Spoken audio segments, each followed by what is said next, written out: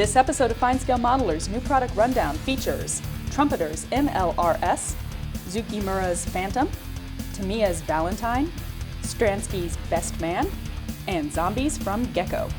Welcome to New Product Rundown, the twice-monthly show where we pop the top on new kits and show you what's inside. I'm Aaron Skinner. And I'm Elizabeth Nash. First up today, we have Trumpeter's 1/35th scale M270 MLRS, or Multiple Launch Rocket System. Capable of firing up to 12 unguided rockets that can blanket a square kilometer with submunitions, the M270 entered U.S. Army service in 1983. As such, it has been deployed to Saudi Arabia in the Gulf War and the invasion of Iraq. It also serves with several other countries, notably South Korea, Egypt, and Saudi Arabia, as well as most NATO nations. This kit represents one of those in German service. There it's known as the MARS, or Mittellehr Artillery Raketen System. It includes separate, nicely molded parts for the lower hull, cab with open doors and tie-downs, engine box with molded louvers, and the top of the launcher box. The road wheels and their arms appear to have the right shapes and rivets. Check out the fine grab handles. Separate tires are molded in black, but they include the rim of the wheel, so you'll need to paint that. The idlers and drive sprockets show hub and bolt detail. Individual link tracks accurately represent the Deal Type 129C tracks used on German M270s. The crew compartment mounts on a solid floor with molded controls and includes driver and fire controls, racks of equipment, and doors with frames. Seats and the protective metal louvers for the front windows finish the cab. The business end of the system is the launcher. It's comprised of frames and the complex structure that holds the launchers with good-looking rivets and sharply molded lines. The tubes are molded in groups of 3 with separate front and rear covers and frames. The entire launcher is designed to rotate and elevate, and the missile boxes slide in and out if you want to model a loading sequence. Clear plastic supplies light lenses, mirrors, and windows. The kit uses photo-etched brass for engine screens, brackets, boxes, glare shields, and parts of the loading booms. In addition to markings for 3 German Mars vehicles, the decal sheet provides stencils for the rocket tubes, screens for the onboard computers, the dashboard, and a bunch of placards for the cab.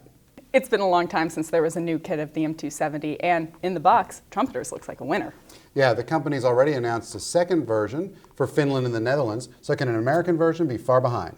Next, a subject that doesn't need a lot of introduction, the F4 Phantom. This one's in 1/48 scale from Zoukei Mura. Perennially popular, the Phantom has been kitted in 1/48 scale well by literally everyone. But Zoukei Mura has earned a reputation for quality and detailing, so let's see how they tackle the F4J. Surface detail is top-notch and includes petite recessed panel lines and rivets. The leading edges of molded control surfaces are rounded, and the intake lips are nicely tapered. Unlike the recent Academy Phantoms, one-part upper fuselage, Zoukei Mura's divides it in half. A separate spine insert protects the sanctity of the prominent circular panels and blade antennas. This kit calls for the tail fin cap with the radar warning receiver, but the inclusion of one without it, as well as optional parachute housing, point at other versions to come. The belly is molded with the lower half of the wings out to the bend. The upper halves feature good surface detail. Note that a faint raised line marks trunnion cover locations, so they're easily removed if you're modeling an earlier bird. Both inboard and outboard flaps are molded separately, so it'll be easy to pose the outboard ones droop slightly, as is commonly seen on parked Phantoms. A terrific bit of engineering are the one-piece leading edge sections that eliminate seams. The stabilators have molded slotted leading edges. There's a ton of detail in the cockpit, including the floor and wall, which double as the roof and walls of the nose gear bay, multi-part ejection seats, and bulkheads. Side consoles, instrument panels, and scopes round out the flight deck. Engines are buried in the fuselage with full-length intakes and detailed jet pipes that jump with detail at either end. The gear doors have structural framing molded inside, and the nose cone looks terrific. In addition to the fuel tanks, the kit includes AAM-7 Sparrows for the fuselage mounts and AAM-9 Sidewinders for the pylons. Optional open and closed canopies are provided, and the clear sprue also includes lights and HUD glass. Cartograph decals provide markings for a single Phantom, but it's a good one. Showtime 100, flown by Navy pilot Randy Cunningham and RIO William Driscoll in 1972. The sheet includes stencils for the airplane and markings for the missiles. Zoukei Mura's Phantom looks great in the box, and I can't wait to see how it builds. Our third kit is a pleasant surprise. Tamiya's 1/35th scale Valentine. Despite there being more than 8,000 of the British infantry tanks built, for many years it was the subject of only one 1/35th scale kit that was repopped several times.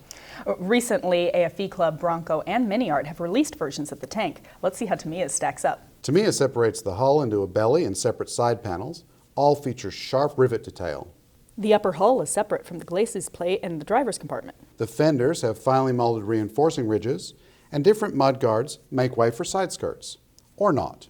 The kit doesn't include the auxiliary fuel tank fitted to many Mark IIs. The engine deck and its distinctive covers, as well as the rear hatch, get fitted with fine handles. Toolboxes, tools, and the exhaust detail the fenders. Well-molded brackets with rivets anchor multi-part bogies, including separate springs. The road wheels, return rollers, and drive sprockets have terrific detail and include separate interfaces. Optional idlers account for differences between British and Soviet tanks. Lincoln-length tracks include sag and upper runs, as well as the front and rear sections. The turret parts show cast texture, and the hatch can be posed open. The main gun is molded as a single cylinder with a separate hollowed muzzle. Partial figures for a British commander and gunner can occupy the hatch. A small decal sheet provides markings for 1 British and 2 Soviet tanks. Looks good in the box, and it'll be interesting to see how it builds compared to the competition. Back to aircraft, here's an interesting kit from new Czech manufacturer Stransky, a 1/48 scale Booker BU-181. Built as a trainer for the Luftwaffe and known as the Bestmann, the BU-181 performed courier and liaison roles. Late in World War II, some were even fitted with Panzerfaust for anti-tank operations. After the hostilities ceased, many flew in civilian hands. Those were built under license in Egypt, Sweden, and Czechoslovakia. The Bestmann is a relatively simple plane, but the kit packs plenty of detail, including a cockpit with seats, bulkheads, floor, panel, wing spars, and controls. Surface detail on the fuselage and wings includes raised lines for the joints in the wood fuselage and the ribs on fabric-covered control surfaces. The ailerons, rudder, flaps, and elevators are all molded in place and have nice hinge details. The cowl comes in several pieces, but no engine is provided. There are several versions of the kit. This one includes skis as well as wheels. The windshield incorporates part of the forward fuselage and includes separate hatches. Decals provide markings for 4 aircraft, 1 Czech civilian plane and military aircraft from France, Croatia, and Britain. Anything but run-of-the-mill, this is a neat kit of an interesting subject. Don't go anywhere. We'll be right back.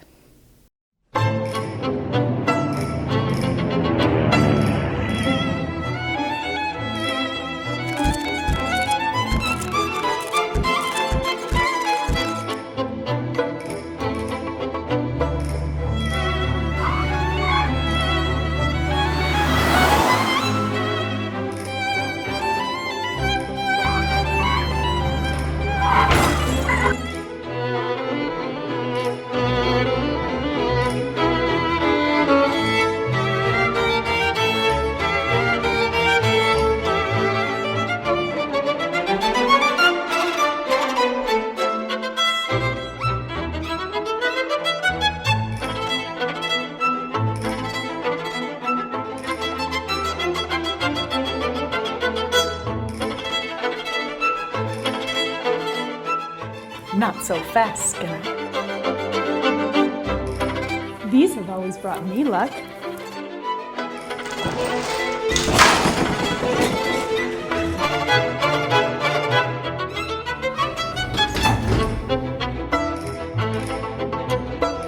White styrene. The intriguing fragrance coming later from FineScale Modeler. Why am I whispering? I'm so confused right now. What? Why did they talk me into this? I'm gonna get Skinner for this one. Now, it may look like we're taking a trip through the way back machine to a time when VHS tapes ruled home entertainment. But underneath the video store labeling and distressed packaging lurk 6 terrific kits tailor-made for today's Walking Dead crazy world. These horrifying 1/16th scale creations come from Japanese manufacturer Gecco. Divided into 2 sets under the Black Label branding, the kits purport to tell the story of a lone female survivor who wakes after an accident to a zombie apocalypse. Each kit includes a set of instructions in the form of a newspaper front page. And most have optional parts for different displays. The plastic parts are beautiful moldings with good detail in the faces, clothing, hands, and hair. Sticking with the accident on the freeway theme, set 1 also includes a zombie truck driver with optional cap and viscera. Now, we don't want to get too gross, but the moldings of things like the injuries and torn clothing is first rate. The 3rd kit from the Freeway series is a flagman, called here the traffic guard. Optional parts include different arms and hands to hold the stop sign up or drag it behind him, as well as a hard hat. Moving the story forward a couple of hours, the next 3 kits are set at a diner. The first is the cook. His accessories include a frying pan, apron, and cap. Optional parts are provided for his abdomen. He wasn't the only diner worker to succumb to the undead onslaught. The second kit is the waitress. Despite horrific injuries, she continues to deliver orders with a smile. The final kid in the group is a biker who lost his legs in a fatal motorcycle wreck. Optional legs provide for a variety of poses. Now, obviously, these kits aren't to everyone's taste, but they could be a blast to build. And get you into trouble with your mother, just like the old Aurora horror kits. Look for reviews of the MLRS, Phantom, and Valentine in upcoming issues of FineScale Modeler magazine. And you can see all sorts of other products in the April issue on sale now. Thanks for visiting FineScale.com. I'm Aaron Skinner. And I can't drive 55. Oh, you know, it was fun. Some drinks and dancing and, you know, fan fiction about Norman Reedus, you know, whatever.